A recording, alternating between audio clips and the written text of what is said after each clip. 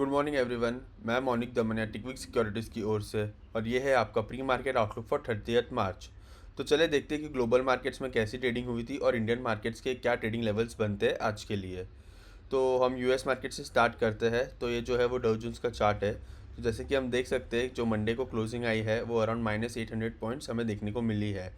हमने जो support level mark किए थे वो डिसेसिवली ब्रेक हो गए हैं और जो हमारे दूसरे लेवल से 45,000 के अराउंड उसके पास जो है वो डाउ जोन्स हमें ट्रेडिंग करता हुआ दिख रहा है। तो हम दूसरे जो सपोर्ट के लेवल बनते हैं वो एक बार मार्क कर लेते हैं।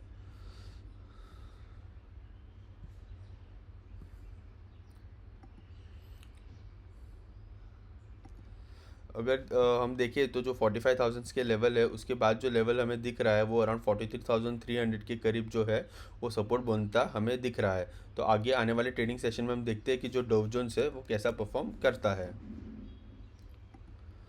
अगर हम नस्दाक की बात करें तो नस्दाक भी जो है वो अराउंड 450 पॉइंट माइनस ट्रेड हुआ। क्लोजिंग आई थी फ्राइडे को और जो हमने सपोर्ट लेवल्स मार्क करके रखे थे उसके पास ही जो है उसने अभी फ़िलहाल सपोर्ट लिया है। तो हम देखते हैं कि दूसरे जो लेवल्स है वो कौन से बनते हैं ट्रेडिंग के लिए।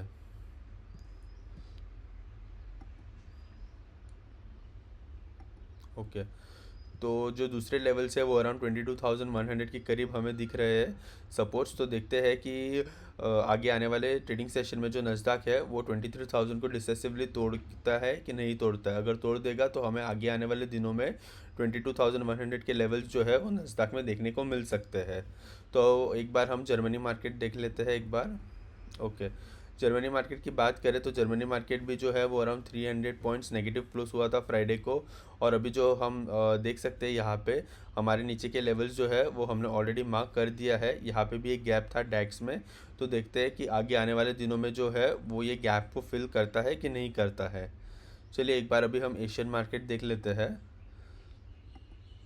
ओके। चाइना मार्केट की बात करें अभी तो चाइना मार्केट जो है वो अराउंड -400 पॉइंट्स ट्रेड कर रहा है, नियरली ऑलमोस्ट 1.6% डाउन है। और हमने तो ऑलरेडी लेवल्स मार्क करके रखे हैं जो काफ़ी नीचे के हैं। तो देखते हैं कि जो ये इनका इसका जो स्विंग लो है वो ब्रेक कर पाता है कि नहीं कर पाता है चाइना मार्केट। जापान मार्केट की बात करें तो जापान मार्केट अराउंड -4.5% नीचे है। ये बहुत ही ज़्यादा जो देखा है गिरावट हमें को जापान मार्केट में देखने को मिल रही है आज। और जो जापान मार्केट है वो 100 और 200 ईएमए के बीच में है। अगर हम देखें तो प्रीवियस जो स्विंग लो था वो ब्रेक कर चुका है जापान मार्केट। तो देखते हैं कि आगे आने वाले ट्रेडिंग सेशन में ये कैसा परफॉर्म करता है। एक बार हम गिफ्ट निफ्टी देख लेते हैं। ओके। गिफ्ट निफ्टी की बात करें तो गिफ्ट निफ्टी जो है वो अराउंड -180 पॉइंट्स का गैप डाउन ओपनिंग की इंडिकेशंस दे रही है। और अगर हम गिफ्ट निफ्टी भी देखें तो गिफ्ट निफ्टी ने भी जो उसका स्विंग लो था वो ब्रेक किया है। तो देखते हैं कि अभी निफ्टी पे हम लेवल्स मार्क कर लेते हैं एक बार। ओके। अगर निफ्टी की बात करें तो निफ्टी जो थी फ्राइडे को उसका जो क्लोजिंग आया था वो अराउंड 23,000 के बिलो ही आया है। तो अभी फ़िलहाल जो निफ्टी है वो 22,800 के करीब है। और देखते हैं कि जो हमारा स्विंग लो था जो अराउंड 22,500 के करीब था वो आज निफ्टी ब्रेक करता है कि नहीं करता है, क्योंकि जो हमारे मेजर सपोर्ट्स है वो अराउंड 22,000 के करीब ही है। तो अगर ये स्विंग लो जो है वो आज अगर ब्रेक होता है तो आगे आने वाले दिनों में हमें 22,000 के जो लेवल्स है वो निफ्टी में देखने को मिलेंगे। तो अभी के लिए जो हम लेवल्स है वो यही रखेंगे, 22,000 को ही मार्क करके रखेंगे। अगर ये ब्रेक होता है तो फिर आगे देखेंगे कि हम कौन से लेवल्स बनते हैं। तो आज के लिए हम आज के ट्रेडिंग के सेशन के लिए हमारा जो सपोर्ट है वो 22,000 ही रहेगा। एक बार बैंक निफ्टी देख लेते हैं। अगर बैंक निफ्टी की बात करें तो जो गैप था वो ऑलरेडी फिल हो चुका है। तो देखते हैं। और वहीं पे जो है वो बहुत ज़्यादा स्ट्रॉन्ग सपोर्ट है अराउंड 51,300। अगर 51,300 ब्रेक होता है तो हमने जो नीचे के लेवल्स है वो ऑलरेडी मार्क करके रखे हैं, जो अराउंड आता है 48,600। तो अगर समझो कि 51,300 ब्रेक होता है तो हो सकता है कि बैंक निफ्टी में हमें और अराउंड 2,000 या 3,000 पॉइंट्स का और ज़्यादा फॉल देखने को मिल सकता है। तो देखते हैं कि जो ये स्विंग लो है बैंक निफ्टी में वो आज जो है ब्रेक होता है या उसके नीचे जो है हमें क्लोजिंग देखने को मिलती है कि नहीं मिलती है। तो ये जो लेवल्स है वो आज के लिए आज के ट्रेडिंग सेशन के लिए हम देखेंगे निफ्टी में और बैंक निफ्टी में। तो एक बार चलिए हम क्रूड ऑयल भी देख लेते हैं।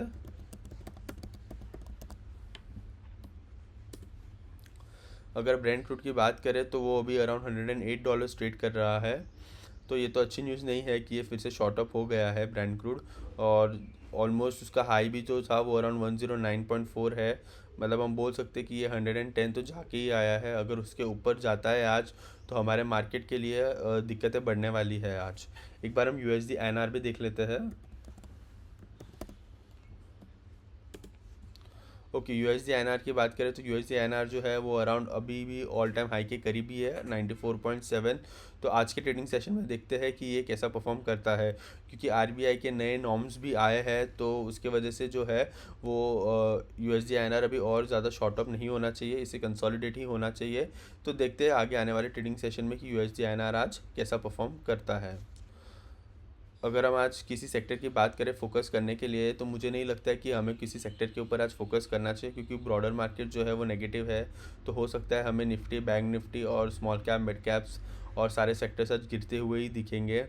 तो हम कोई एज सच कोई सेक्टर पे आज फोकस नहीं करेंगे। हमारा फोकस जो है वो निफ्टी और बैंक निफ्टी पे ही रहेगा आज के दिन के लिए।